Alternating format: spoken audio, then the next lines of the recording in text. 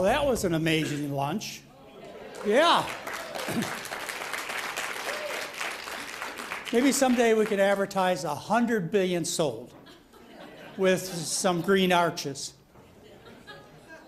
Yeah, what, 100 billion sold. Blood vessel-less burgers. It was a good. It was a good lunch, to say the least. All right, as I mentioned, I not only am a person, I'm a medical doctor, I'm a grandfather. I teach about good nutrition. Oftentimes in my past, people have said, you know, McDougall, if you just stick to the diet part, we'd like you a lot better. Why do you have to go pick on heart surgery or get a law passed that informs women about breast cancer surgery and that mastectomies are mutilating? Why do you have to do that? Just mind your own business. Just eat your oatmeal. You know, why do you have to go to the state legislators of California and help get a law passed with some of my friends? A couple of them were here, Wayne Dysinger, Don Forrester. Why do you, McDougall, have to go get a law passed that forces doctors to learn about what people eat? You know, just mind your own business. Well, ladies and gentlemen, this is my business. I am a doctor. You know, my oath just didn't extend to teaching how to eat well. It also extends to you personally, to protecting you. It's my duty to protect you from those who do wrong. And if I see it wrong, I have to tell it like it is. Unfortunately, I've gotten away with it for all these years. I want to talk to you about, I spoke to you about the heart surgery businesses, the cancer businesses. It's all in the newsletters. You can read about it, or you can watch it online, and it's all there, and all the evidence is there. What I thought would be most appropriate is to deal with the latest scams in the diabetes industry. The diabetes industry. Now, this applies to all of you, because all of you either know somebody or have in the past known somebody who has diabetes, or you've had diabetes yourself. Unless I say otherwise, I'm referring to type 2 diabetes, formerly referred to as adult type diabetes. But now that children are sick with type 2 diabetes, we can't call type 1 diabetes childhood because, yeah, the kids are so fat and sick. This is the cash cow. Diabetes is the cash cow for the medical businesses, the drug industry, the doctor industry, the hospital industry, because diabetics generate so much income for big farm, big medicine, big hospital. You got to figure, yesterday I'll give you another one, the figure I have is $13,700 per year per patient. That's 2.3 times as much money as generated by the average person. There has been some question that has come up, which I'd like to clear up, and that is about type 1 and type 2 diabetes. Completely different diseases. They just share in common, well, they share a few things, but one thing they share in common is both have elevated blood sugars. The other thing in common is they both suffer from severe side effects, such as blindness and kidney disease and so on. But they're completely different diseases. And they must be thought of as different diseases, or you don't know how to care for yourself, and your doctor has no idea how to treat you. First of all, type 1 diabetes has been treated by a medical miracle that was discovered and implemented in the 1920s, called insulin. It is a life and death discovery. Prior to that, type 1 diabetics would be sent to a diabetic ward where they'd die, off to die. But insulin was discovered, and it's a long history which you can learn about. If you go to my January 2017 newsletter, you can click the link. It'll take you through a very exciting history about how insulin was discovered and then implemented in human beings. Well, type 1 diabetes is characterized by the complete lack of production, or almost complete, lack of production of insulin, this essential hormone, insulin, by the pancreas. Pancreas doesn't produce it. Insulin is the hormone that allows for the distribution of the key nutrients that we eat. Insulin opens up the cells so that sugar can get into the cells so that your regular cells can have energy, metabolism. Insulin opens up the fat cells and allows fat to be stored for the day when no food is available, which hasn't come.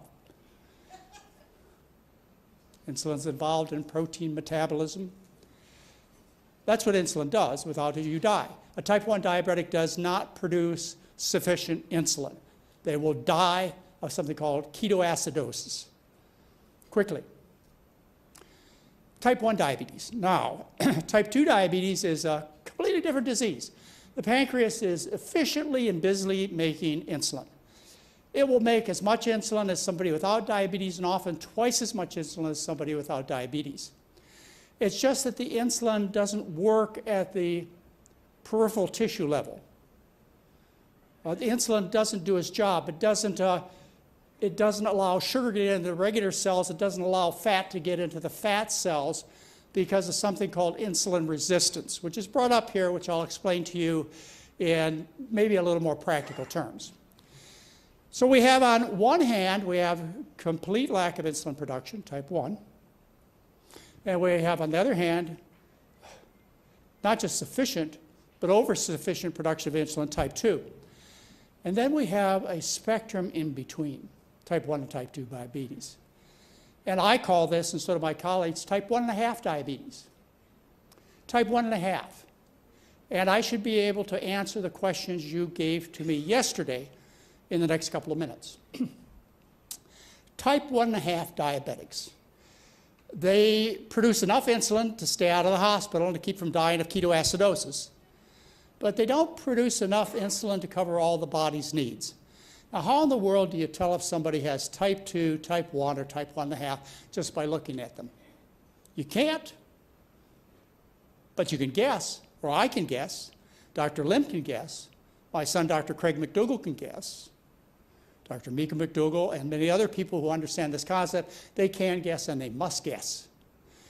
When people come to my 10-day live-in program, Dr. Lim or myself have to make a judgment day 1 in the evening, as soon as they arrive. We have to make judgments about their medication. And here's how it goes in terms of our thinking of the patient. And some of you have been there, so you know the conversation. I ask people who have diabetes to personally talk to us. So the person who is attending the program comes up and describes a list of medications they're on. I take a look at them, I take a look at their medications, and then I must guess. Are you a type 1 diabetic? Are you a type 2 diabetic? Are you a type 1.5 diabetic? Because I have to make decisions that evening. Otherwise, if you are taking insulin and the diet works as I say it will, you have a good chance of running hypoglycemia, in other words, too low a blood sugar, and being at breakfast the next morning, standing up and falling over into your oatmeal because your sugar is too low because you're still taking the insulin. I can't let that happen. It has happened. I mean, there have been times when I said, look, you should stop the insulin, and they didn't. And they were up at 3 in the morning with a blood sugar of 20 or 30, on occasion calling the ambulance. So a decision has to make. Now, how do I make this guess? Well, I look at you and I go, well, let's see. I got your list of medications.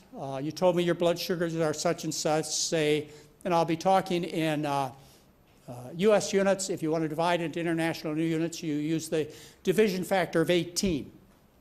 So the person says to me, well, I usually run blood sugars of 130, 170, 250, et cetera, and I'm taking insulin and sulfonylureas and metformin, et cetera, and I have to think, now let's see. How am I going to serve that person best? What do I guess? Are they type 1? In other words, absolutely require that insulin and medication. Well, they never require the medication. By the way, I always stop all the oral pills the first night, no exception. So all the pills are stopped. But the question is, do I continue some insulin or not? They could be type 1. I not run the risk. It takes a couple of days to run into ketoacidosis, so it's not going to happen overnight. Can't leave them on too much insulin. I say they'll get hypoglycemia, so I must guess. And say you're overweight. My guess is I say, you know, I believe you're type 2, in other words, non-insulin dependent. You got those words. You got to clearly understand non-insulin dependent. Type 2 or type 1.5, non-insulin dependent. In other words, you don't have to have insulin. Do I guess that you're non-insulin dependent and that I should reduce or stop your insulin? Remember, I always stop the pills. So I will generally err, and I teach my students to err on the side of too little medication rather than too much. What's going to happen? They're going to run a blood sugar of 350, 450. Who cares? Who notices? But you don't want them running a blood sugar of 30 to 40. That's a big deal. So I guess less rather than more. And say the person's taking, I've had people come and taking 140 units of insulin. Not unusual. I might say, stop all your insulin. They go, oh, what kind of a crazy man am I talking to? Yes, stop all your insulin. And most of the time they do because they know about the program, what they want, and what they want to accomplish. And they do. Or I may say, look, cut your insulin in half, or cut it by 70%. It's always cut the insulin, even if they're type 1 diabetic. So I make this guess. If you're overweight, I guess type 1.5, type 2. If say you come really thin, and you have a real strong history that this is type 1 diabetes, which, by the way, the destruction of the pancreas is most commonly caused by an autoimmune reaction that occurs as a consequence of dairy protein. It's called molecular mimicry. You eat this foreign protein, cow protein. The body makes antibodies to the cow protein, which then attack the beta cells of the pancreas and kill the pancreas. That's how you get type 1. So anyway, here the person comes in. They're, say, let's just make a guess. Say they're 35 years old. They've had diabetes since they've been 11. They're taking 40 units of insulin, usually more. By the way, the body requires 40 units of insulin. Keep that in mind. That's what the body produces on average, 40 units of insulin. So they've been on insulin, multiple shots, insulin pumps, et cetera. And I go, oh my goodness, this is clearly a person with type 1 diabetes. They don't make enough insulin. So what I say to them is, I believe you're type 1 diabetic, you're trim, that's my assessment, I think your pancreas is destroyed. However, the food makes the insulin work so efficiently that you must reduce the dose. And so I ask them to reduce the dose by about 30%, whether it be an insulin pump, multiple shots, long-acting insulin, whatever, about a 30% reduction in insulin. And I guess usually really good. I've been doing this for 40 years. I also tell them to take either chocolate pudding or brownies back. You guys didn't have the brownies this weekend. You had the chocolate pudding. But I tell them to take it back to their room, and if you develop hypoglycemia, excuse me, you treat it just like you always treat hypoglycemia, with candy, sugar, etc. We don't want you to have a low sugar reaction. Okay, so let's get back. We've got the type 2 diabetic, which makes tons of insulin, just doesn't work, and I'll tell you why in a minute. We got the type 1 diabetic who doesn't make any insulin. Then we have something in between called type 1.5. How can you figure that out?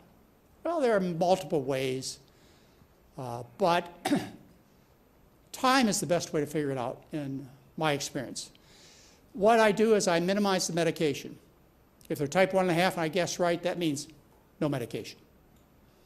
And what we do is we check their blood sugars fasting every morning, and their blood sugar may stay the same, say 180, 280, may go up 180 to 280, whatever. So they're still fat. They're still overweight. They ask me, well, will they ever become normal? Will I ever be able to go without any insulin and run a normal blood sugar? And the answer is, I don't know. I don't know. We have to see in time. When you drop from 300 pounds to 150 pounds, then we'll know. Because at 150 pounds, if your blood sugar is still elevated, in other words, you've gotten rid of all the fat that causes insulin resistance, then we'll know you're type 1.5 diabetic. Now, I do treat people with this intermediate, this spectrum. I do treat them under 3 circumstances. Very important. I never treat type 2 diabetics with medication. Why? Because they make lots of insulin. They don't need medication. I always treat type 1 with medication, insulin. But who do I treat who has the spectrum, the 1.5? There are 3 circumstances under which I give medication. The only medication I give is insulin. I will not give any of the pills. Never. The medication I use is insulin. I generally give it as a long-acting insulin called Lantus. There are other varieties, but Lantus is what I like, what I'm familiar with. There are other similar long-acting choices, but that's my experience, Lantus. It works over a 24-hour period of time. A type 1 diabetic can use Lantus only. Rarely do they, but they can. It's what it's made for. What I do is if you're a type 1.5 diabetic, I tell you, if you lose too much weight, then you need to be on some insulin. I'm fewer than 150 pounds. What if I weighed 120? Yeah, and I had insulin insufficiency. You'd say, look, McDougall, you're thin enough. We've got to stop that weight loss. And if you knew me well, you were my doctor, you'd say, well, obviously you keep getting thinner because you don't make enough insulin. Your cells are starving. You don't make enough. You make enough to stay out of the hospital, but not enough to stop that weight loss, not enough so the fat cells open up and allow fat in. So I will give the patient a little insulin. How much? Well, in general, I guess 10, 20 units at night, 1 shot of insulin. And the weight loss stops, or they gain the lost weight that they shouldn't have lost. So excessive weight loss is a reason that I treat people with type 1.5 diabetes. If they develop symptoms of diabetes, such as excessive thirst or urination, then I'll give them a little insulin to correct those symptoms. And the third reason, I'm a well-rounded doctor. I'm a general doctor. I have to think of everything, including your psychological comfort. So if you worry about the numbers, your mother-in-law worries about the numbers, your doctor worries about the numbers, your attorney worries about the numbers, I'll give you a little insulin. So you stop worrying about the numbers. I don't lose any sleep, but I know you will because the numbers are high. That's just the way it is. I'm not making light of this. I'm being very serious with you about what goes through my thinking. So if you're a type 1.5 diabetic, I will give you a little insulin to stop the weight loss or cause weight gain that's necessary. If you have symptoms of diabetes such as excessive urination or excessive thirst, I will give you a little bit of Lantus. And if you worry about the numbers, then everybody will be happy if you just shoot yourself once a day, right? I'll do that too. Are you all, well, I'll ask you later, but keep in mind if you're not clear, the question came up last night, how do you decide to treat somebody with diabetes? It should all be crystal clear for you now. If it's not, maybe I'll have a minute to clear it up again. However, you can find all of this where? In my January 2017 newsletter. Everything that I'm going to talk to you about is all documented there. So let's go on to type 2 diabetes. What causes type 2 diabetes? Yeah, getting fat. It's plain and simple. It's from getting fat. That's type 2 diabetes. The fatter you are, the more likely you are to have type 2 diabetes. And why is that? Well, it's because it's the way it's supposed to be. It's the way the body works. It's called survival. The human body is designed to survive. So how does the human body act in terms of survival? Well, it was a good summer. We had lots of corn and potatoes and so on, and fall is pretty good. But winter's coming along, the body says, and during the winter there's likely to be less food, so we better put on a little fat so that you can make it through the winter. So the body puts on 30 pounds of fat to get through the winter, 60 pounds, whatever it has to get through the winter.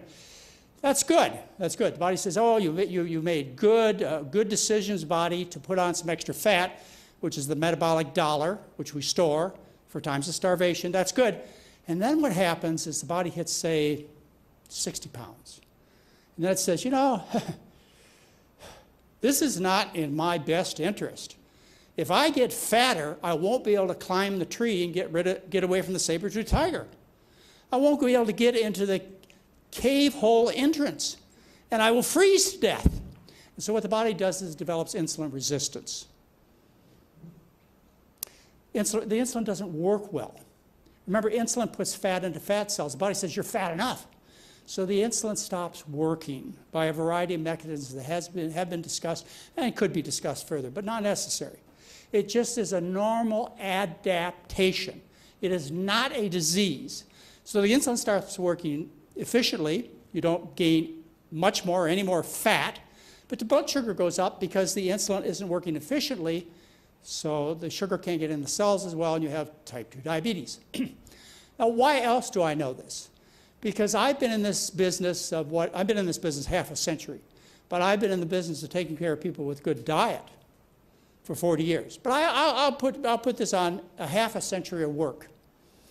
What I have observed in a dozen cases or more is I've observed people who are massively obese.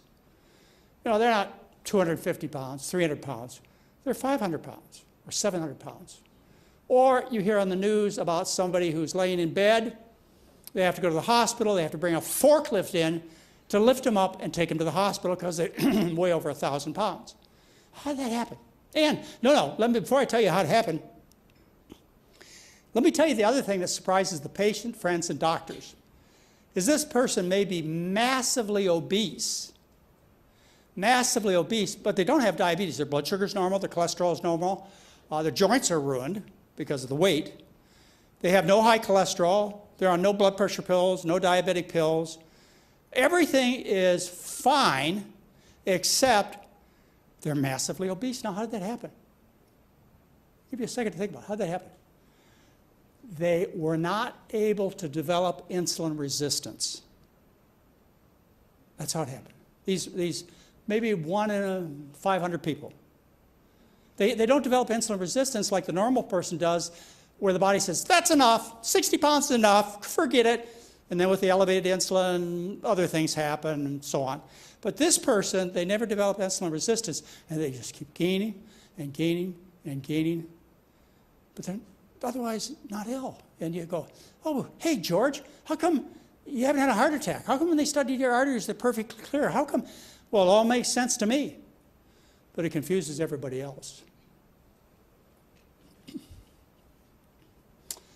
How do you cure type 2 diabetes? Remember, type 2 diabetics make as much insulin as everybody else, yes? They make loads of insulin, twice as much sometimes as everybody else.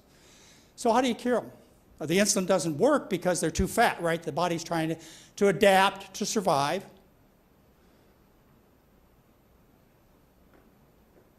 So the body develops insulin resistance. The insulin resistance is not required if you aren't too fat. So how do you cure type 2 diabetes? Well, one of the most popular methods these days reported to patients, doctors, in medical journals is to cause surgical malabsorption, to go in and rearrange the person's intestines,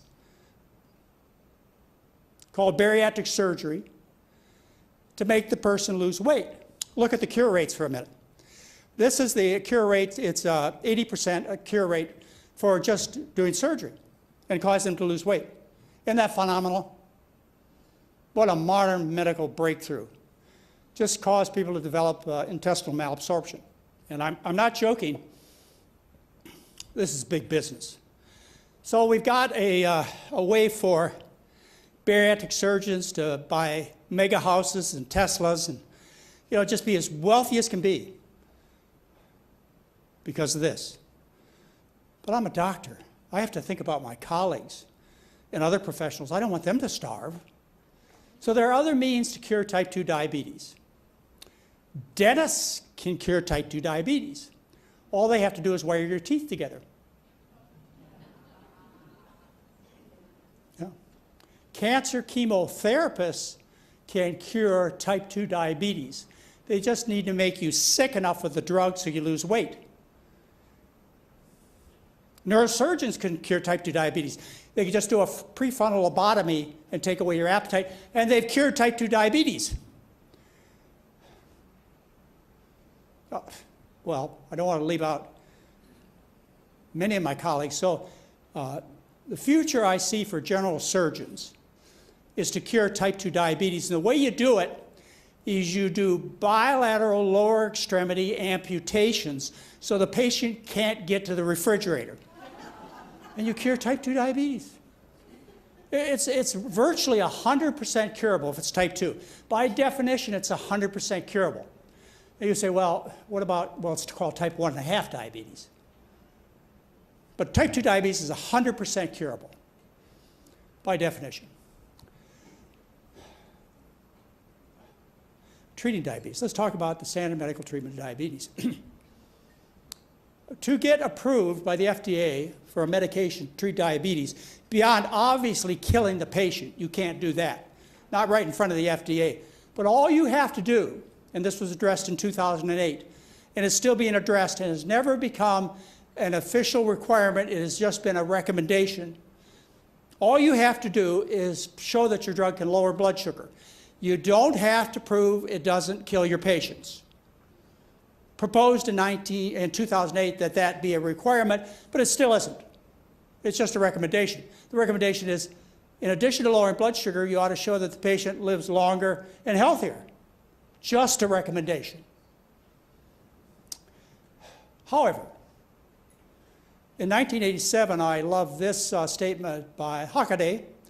He said, it's important to remember that diabetic control means a lot more than blood sugar control.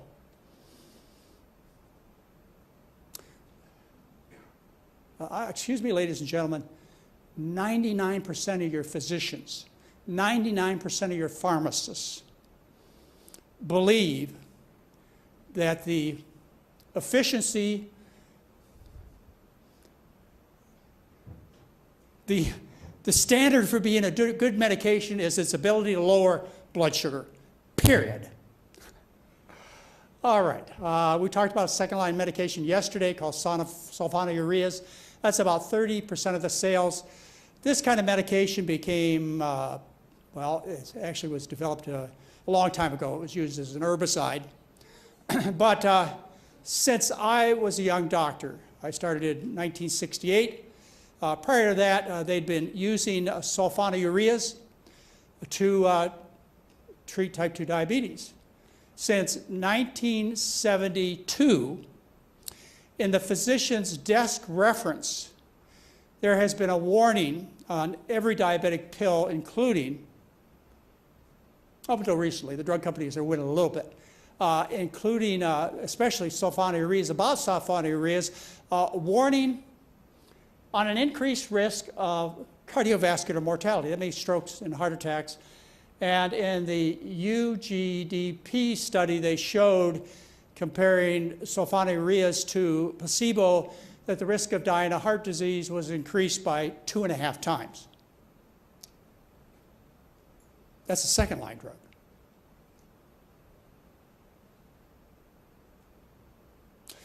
Then we have this drug, Avandia, approved in 1999, very popular drug.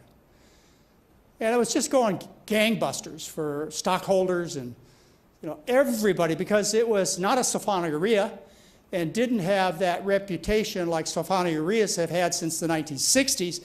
So this was new. What could it do? It could lower blood sugar. So it was approved and didn't obviously kill people after the first few doses. So it was approved. But it was studied, and Neeson reported the results in 2007 in the New England Journal of Medicine.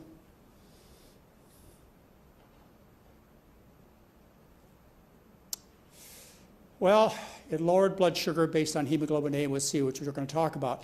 But it increased heart attacks by 66%, 39% more strokes, 20% more deaths from cardiovascular-related problems, and 100,000 heart-related problems for seniors. Bad day for GlaxoSmithKline.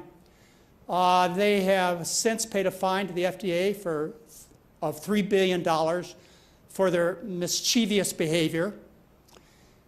And currently, there are 50,000 lawsuits going on against the manufacturer of this drug. It's banned in New Zealand. It was almost taken off the market in the US in 2007.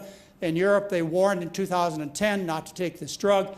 But it doesn't matter, because when you design a drug, when you get it ready for market, in your profit and loss statement, you figure in the lawsuits and the fines. It's just business. Don't take it personal. It's not a conspiracy. So this is a very successful drug. But the patients that I see at the clinic who are type 2 diabetic, at least half are on this medication. Here's the warning that's carried in the current physician's desk reference. The current warning is, this is black box warning. These are heavy black print.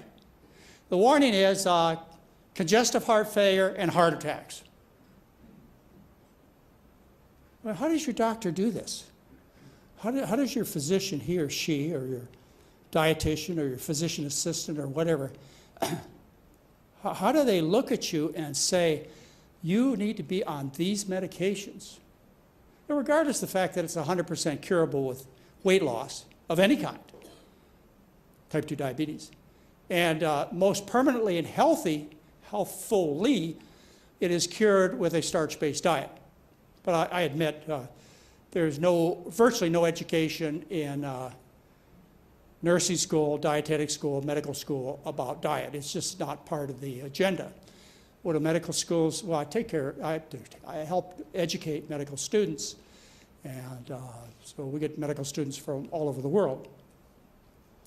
And they're, of course, astonished by this.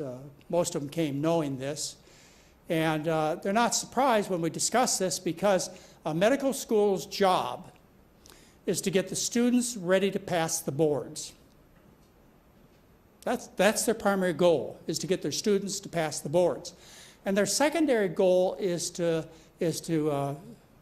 train physicians in a trade.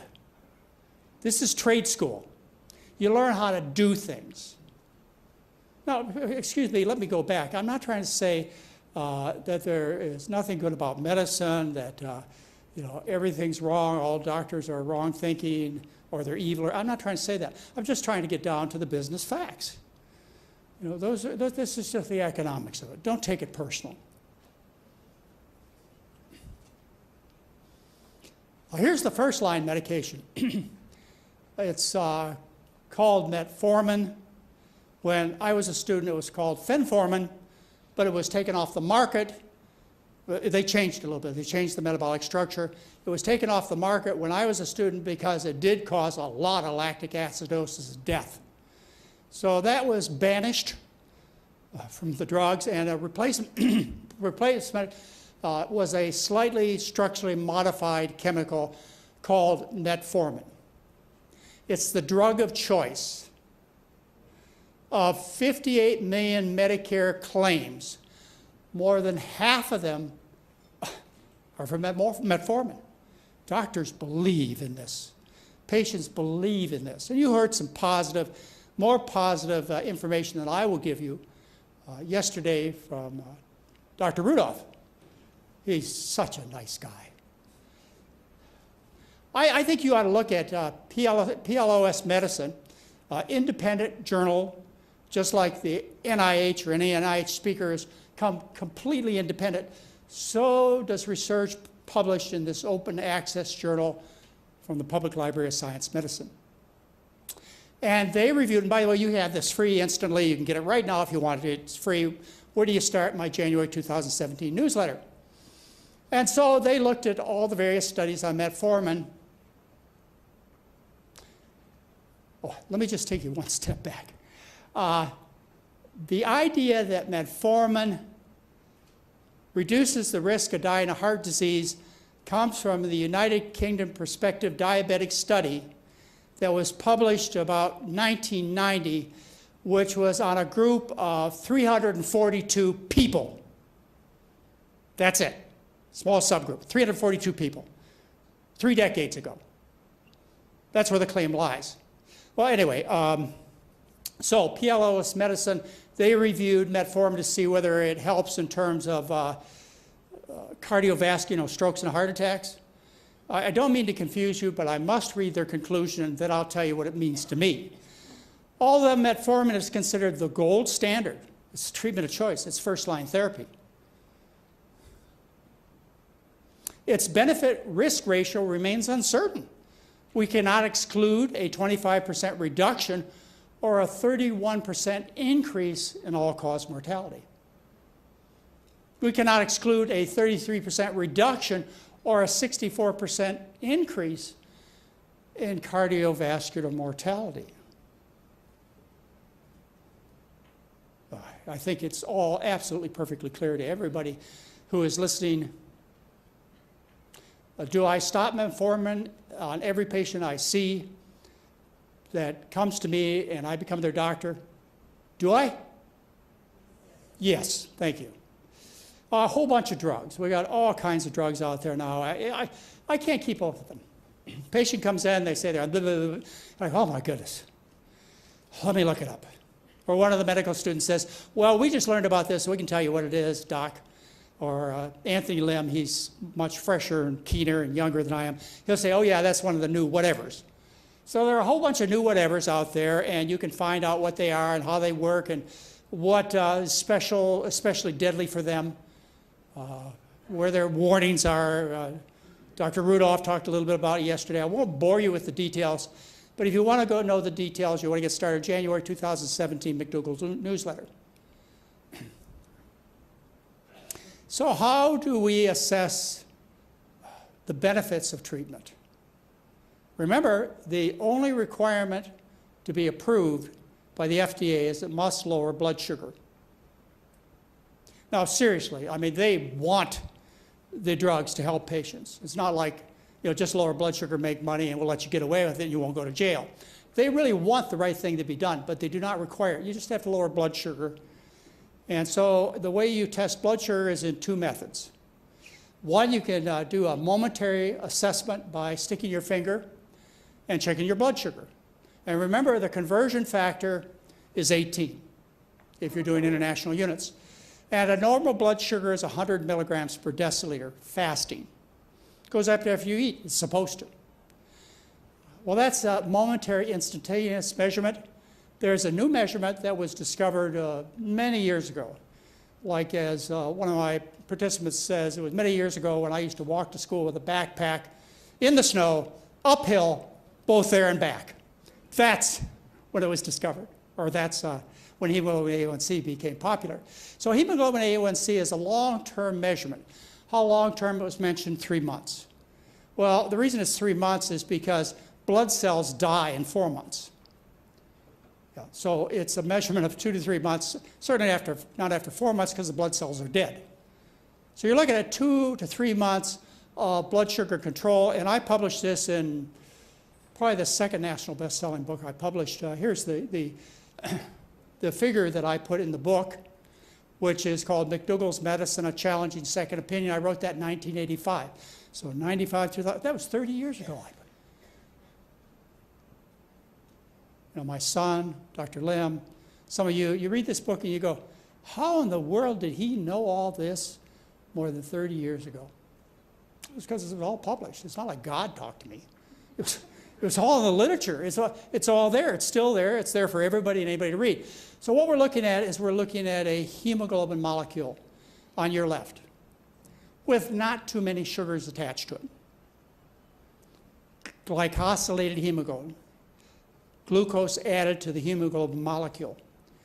So when you have high blood sugar, you have more sugars attached to the hemoglobin molecule, which distorts this molecule. And as a result, there are some basic things that I could talk to you about and have talked to you about before. This just doesn't happen to hemoglobin. It happens to brain cell proteins and liver proteins and all the proteins of the body. They are distorted. Not good. Not good. But that's what they mean by glycosylated hemoglobin or hemoglobin A1C, is how much of that hemoglobin has extra sugar attached to it. Normally about 6% of the hemoglobin has sugar attached to it. But a person with diabetes, then there's more glycosylated hemoglobin, and it might go up to 8%, normal being 6%, international or US standards. I've seen hemoglobin A1Cs of 14%. Will you please remember these numbers? A normal hemoglobin A1C like I have, or you have if you're not diabetic, is 6% or less. And people with diabetes have hemoglobins elevated. Oh, I do need to get into this, elevated. well, let's say it's 6.2%. Well, there are doctors out there that will treat you just to nip it in time. Or maybe if it's just 6%, it could be pre-diabetes. So we should put you on medication just to catch it in time. That's the standard practice. But anyway, normal without medication is 6% or less, and your doctor will go ballistic most of the time if it's above 6%. All right. So in general, diabetics have a hemoglobin percent of 8%. All right. There are 7 major studies only that have looked at the outcome, the most important outcome. Sure, you can lower blood sugar and hemoglobin A1C, but there are 7 studies that have looked at what you really care about. Now, you don't care whether you die at 90 with a blood sugar of 300. You don't want to die at 30 with a blood sugar of 100. You don't care what your blood sugar is, you just want good health, and Dr. Rudolph mentioned that. So there have been 7 studies that have looked at the difference between aggressive treatment and standard treatment. The goal of aggressive treatment is to make the hemoglobin A1C 6%. Well, let's go through them and quickly, and again, you can look at all this. I think every one of them is open access. January 2017 newsletter, just hit the link, it's there. So you have the United Kingdom Prospective Diabetes Studies, which is the bragging rights for most prescribers and the drug companies. This was done about 3 decades ago. And what the result was is that the hemoglobin A1C in not aggressively treated patients was 7.9% at 10 years of therapy, whereas aggressive treatment was 7%. Now, the absolute reductions, Dr. Rudolph gave you, I mean, he gave me such a great foundation to have this discussion with you. The absolute reductions are the following. This is the best. Any diabetes-related endpoint, 5 fewer in 1,000 patients. Diabetes-related death, less than 1 in 1,000. All-cause mortality, 1 in 1,000 by aggressive treatment. Heart attacks, 3 less in 1,000, but more weight gain and more hypoglycemia. Hypoglycemia, ladies and gentlemen, is very, very real and dangerous. If you are aggressively treated, you're likely to be picked up for a DUI and go to jail until they figure out you're not drunk, you're just being aggressively treated. You're likely to, and everybody who's a serious diabetic who is on insulin or insulin-producing medications, almost everybody knows about hypoglycemia and how dangerous it is. Well, anyway, there's the best. That's the best. That's the most promoting. The research used, the justification given is this 1 of 7 studies that shows these benefits. Let's see. They had the DCCT study, which was done on type 1 diabetics aggressive. These are type 1, so I have to divert a little bit. Type 1 diabetics, what they found is that at the end of the study, there may be an increased risk of coronary artery disease in people aggressively treated. Yeah, there's more weight gain, higher blood pressure, higher levels of triglycerides, higher total cholesterol, higher bad cholesterol, et cetera. That was the DCC trial. Let's see, we had the veterans, the first veterans study that found a strong tendency toward worsening cardiovascular outcomes in patients with intensive control. Yeah, and then we had the TRACE study, the biggest study done, at least at one point in Europe. The TRACE study, and what they found is diabetic patients treated with oral hypoglycemic agents or insulin, these are type 2 now, but not those treated with diet alone, have a significantly increased mortality. Following acute myocardial infarction compared to non-diabetic patients. Well, and then they got serious. The drug companies are really fighting back. And they did the ACCORD study. We were on a trip, many of you, some of you were maybe with us, it was in February of some year in Costa Rica, and this study came out, or the newspaper headlines came out about the ACCORD study, and what they were was the National Heart, Lung, and Blood Institute stopped the ACCORD study 17 months early because it was, well, they didn't use the words killing people, or they may have, but that's why they stopped the study, because those aggressively treated were dying of heart disease, more than those not aggressively treated. That's a bad day for the drug companies. So that's the Accord, and this was published in 2008. I'm going to show you the last 3 studies published. They were published in 2008 in the New England Journal of Medicine. So you have the Accord, then you have the Advance. There were no significant effects on the effects of the type of glucose control on major cardiovascular events, death from cardiovascular causes or death from any cause. They just didn't show any increase, but they showed no benefit. And people got fatter and they had more hypoglycemia. Yes, they did. And then there was the last veteran study, which again was published in 2009. Intensive glucose control, no significant effect on rates of major cardiovascular events, death, or microvascular disease. Now, I must introduce that concept to you. Macrovascular disease is the big blood vessels, like in the heart that they see on angiograms, or in the brain, the big blood vessels, macrovascular. Then there are microvascular diseases, like the little tiny blood vessels in the eye or the nerves of the kidneys. So they showed no microvascular benefits except for maybe less protein in the urine. These are all 7 studies. There are no others. I'm not hiding anything from you. So drug management is to, in most doctors' minds, there are exceptions. Please, all of you who are exceptions, do not take offense, just stand up and fight for the patient. So drug management is to lower the blood sugar, even if it causes more death, more heart disease, more sudden death, more weight gain, and more low sugar disasters. Microvascular disease. This is the sales pitch for the drug industry and doctors who still believe. This is faith-based medicine. You must believe.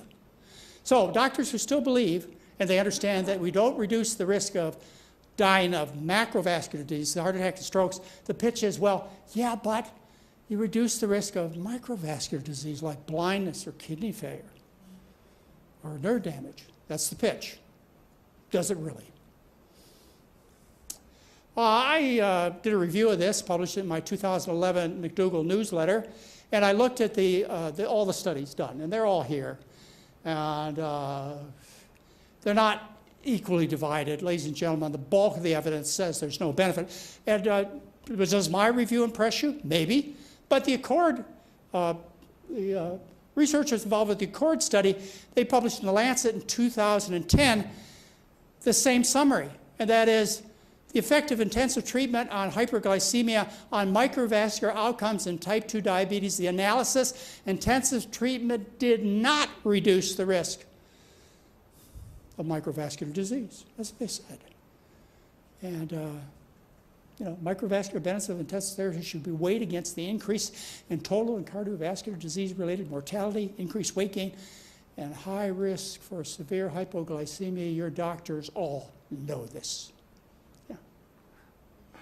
All right, so the BMJ came out, British Medical Journal. I'm talking about the best publications in the world. Not that they're not tainted, they are, by some contaminated thinkers and drug money. They are affected, but let's just say they're some of my favorite journals. Lancet, British Medical Journal. The effect of intensive glucose-lowering treatment on all-cause mortality, cardiovascular disease, death, and microvascular events in type 2 diabetes, analysis, meta-analysis.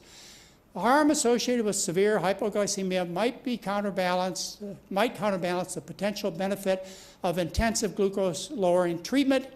Intensive treatment was associated with a significant reduction in only one endpoint, and that was the rate of protein in urine.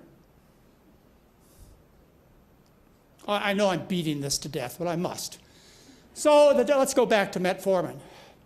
And this is what 98% of your physicians and your professors, those of you who are residents and students, will tell you is that when we prescribe metformin, not necessarily because of its cardiovascular benefits, which are in question, as you can read in PLOS Medicine, published in 2012, they say, well, it's proven that metformin reduces the risk of tiny blood vessel changes. It's proven it's proven in the United Kingdom study that I talked to you about, and it was based on a small subset based upon whether or not they required retinal photocoagulation. That means taking a laser beam, whether or not the patient had to have the back of the eye treated with this laser. This is an extremely subjective endpoint. But that's it.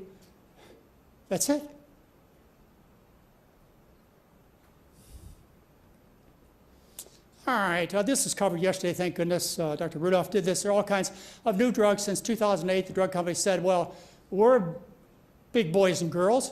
We'll step up to the plate, and we won't just look at lowering blood sugar.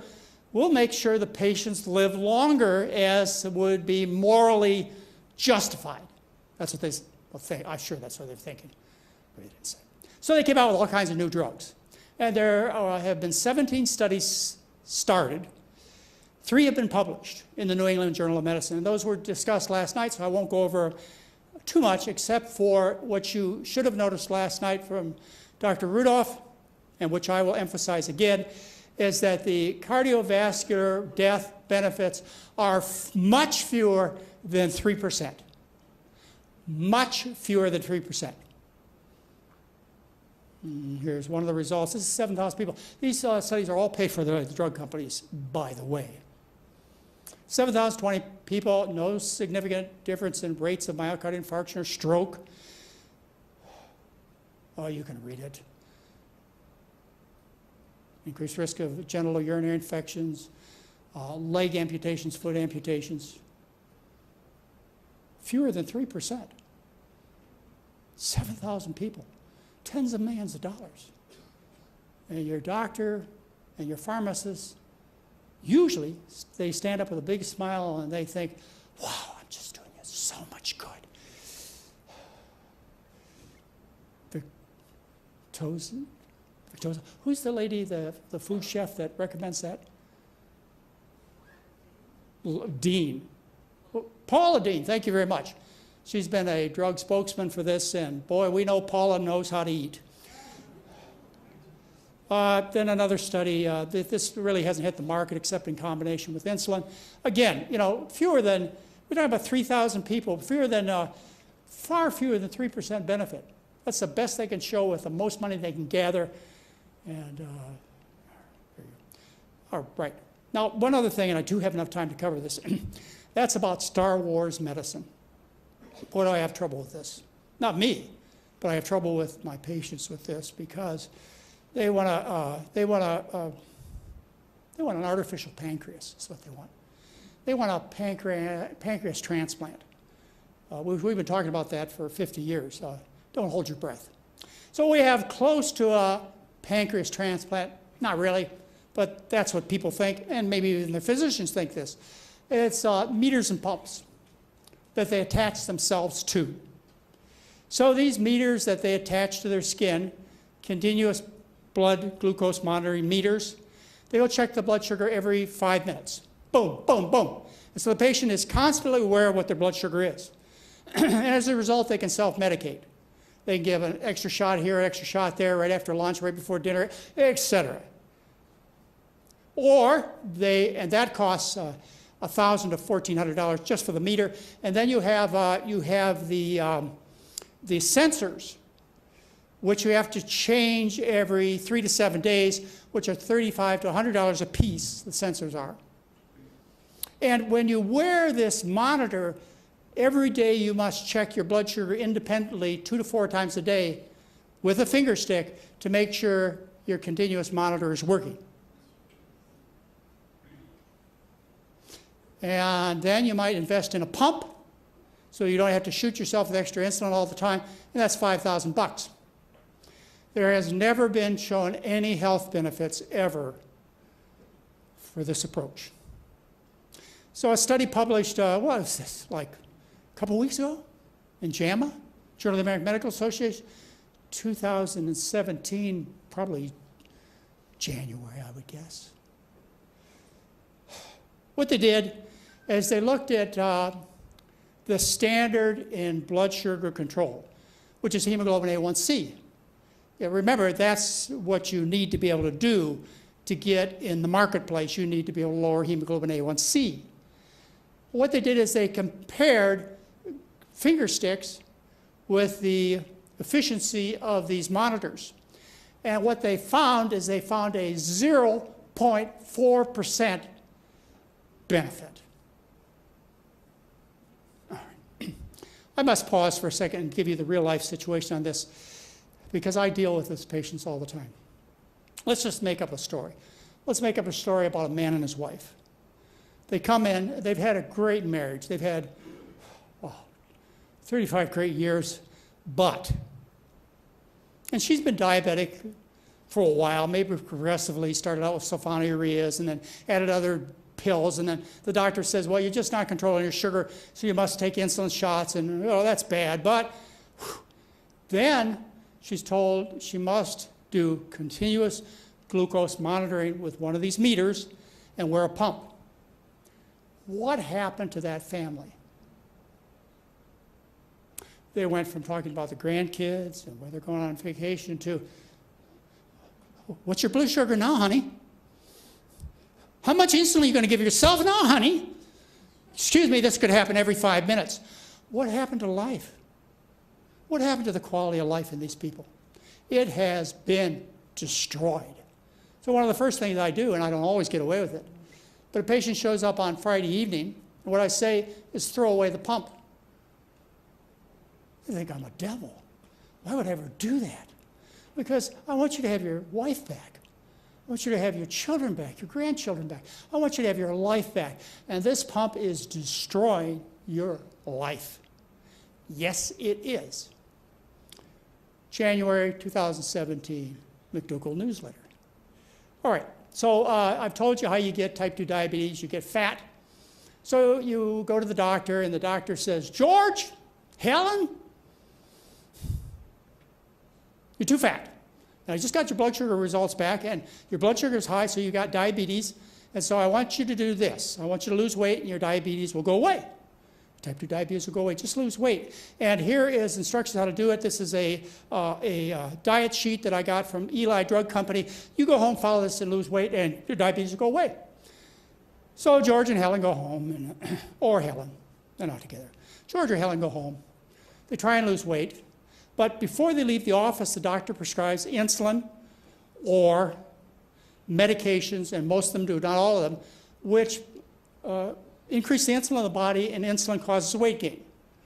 Everybody knows that, and this is not up for discussion. The average weight gain in the studies I showed you, compare standard treatment to aggressive treatment. Standard treatment, the weight gain may be 9 pounds. The aggressive treatment is 18 to 20. So Helen and George go home, different patients, same day. Take the medication, the insulin or the sulfonylureas, and they try and lose weight. And they come back to the doctor's office. The doctor says, get up on the scale. I told you to lose weight. Look at that, you're fatter now. And I just checked your sugar, and it's higher now. I must give you more medication now. And you get into this vicious cycle of taking medication that makes you fatter, which makes you more diabetic, which never ends until you stop the medication. That's why I stop your medication the first night if you're a non-insulin dependent diabetic. Clear enough. Okay. How long ago does this knowledge go back? Shirley Sweeney published studies on his healthy medical students. By the way, this is as true today as it was back in the 1920s when this was done. The truth does not change. So he took Shirley, Shirley is a boy, man. Shirley Sweeney took his medical students, he fed them various kinds of diets, and then did the standard for diabetes, which is a glucose tolerance test. And what you see along the bottom line, which is the x-axis, is the time. And along the y-axis, which is the one that is rising, you see the blood sugar levels, and then you see the blood sugar levels plotted over the next couple hours. When he fed them sugar, and what I'm talking about is sugar and candy, pastry, white flour, baked potatoes, syrup, bananas, they all tested non-diabetic. And fed them protein, lean meat, white eggs, and so on. And their blood sugars rose into a pre-diabetic at least state. These are healthy, young, 20-year-old medical students. And then he fed them fat. And all of them became diabetic. They all became diabetic. Yeah. Sir Harold Percival Hemsworth. He should have stopped all this nonsense. He's really the father of diabetes, in my opinion. He published studies in the British Medical Journal in 1940, which should have stopped all arguments, should have stopped all the drug companies, should have stopped all the argument about diet, all of it. And what he did is he took patients with type 2 diabetes, he fed them a high carbohydrate diet, which is what I recommend. And you see the bottom line, the lower line, their blood sugars improved, were good. And then he fed them a low carb, high fat diet, and their blood sugars became worse.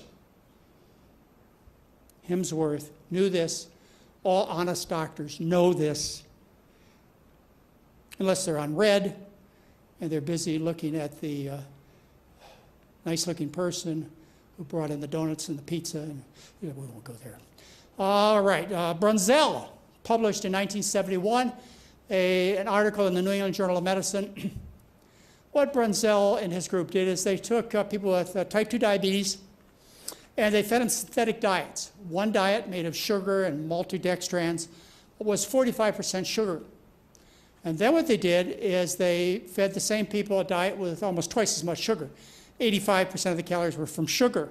And every aspect of their diabetes improved. Fasting blood sugars, 24-hour sugars, 24-hour insulins, everything improved. Now, what Brunzell said is that this shows that sugar makes insulin work more efficiently. Remember, sugar causes diabetes. That's what your friends and physicians. Predican, we've mentioned him. He published this in 2005. It's a little hard to see it, and it's not worth going through, but what he showed is the exact same thing I'm telling you that our work shows. Again, there's nothing original. God didn't speak into my eardrum. This is knowledge that goes back for thousands of years. Let's see, James Anderson, University of Kentucky, published this in 1979, multiple studies showing that he got virtually every type 2 diabetic off pills, and 11 of 20 patients discontinued insulin. These are thin people. It's not due to weight loss, it's just the change of the kind of calories. From calories that paralyze insulin, which are called fat calories, to calories that make insulin work more efficiently, which is called sugar calories.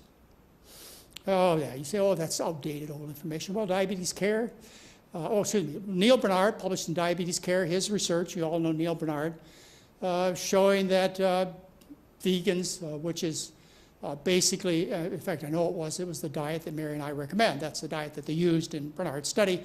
They showed that they improved, took less medication compared to people on the American Diabetic Association diet. And then Diabetes Care 2013 looked at, this is 2013, what's that like? Fewer than 3.5 years ago. They took people with type 1 diabetes, taking insulin. They gave them fat.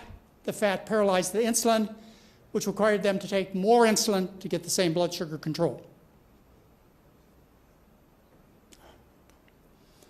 Let's see, we published our results we've published a couple times. We published them in October of 2014 on 1,615 people.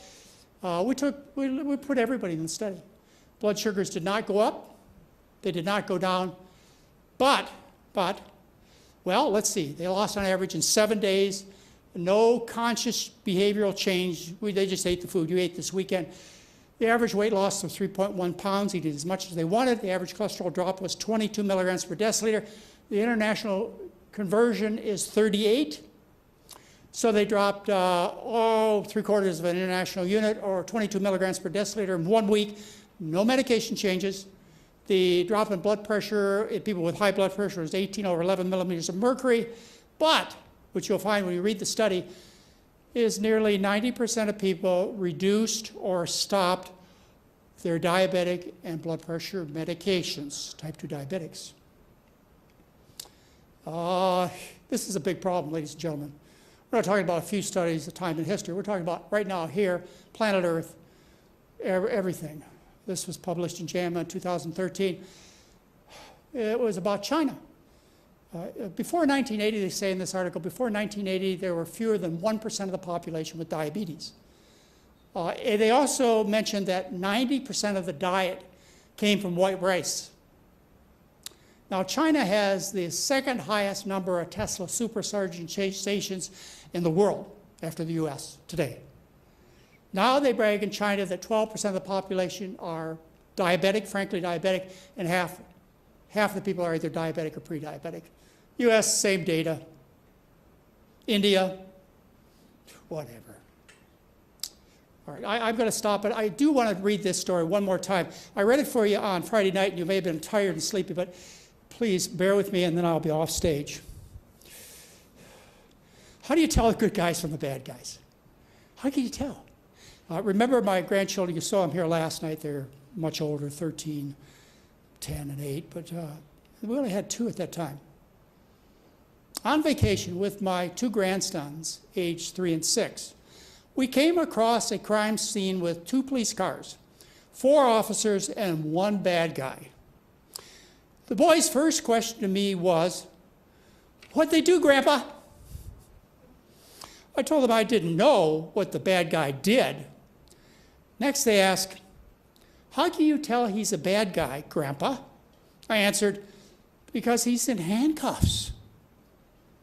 They continued, "He doesn't look like a bad guy. His face looks nice. His clothes look clean." I explained to them that you can only tell who the bad guys are after they are caught. But before the discovery of their wrongdoings, they look just like good guys. And most of them even believe themselves to be good guys. Finally, my grandsons wanted to know if the bad guy was going to hurt them. But I assured the boys, the bad guy won't be able to hurt anyone if the authorities do their job. Are the authorities doing their job? You decide. Thank you very much. Okay. Well, we're going to take a break now.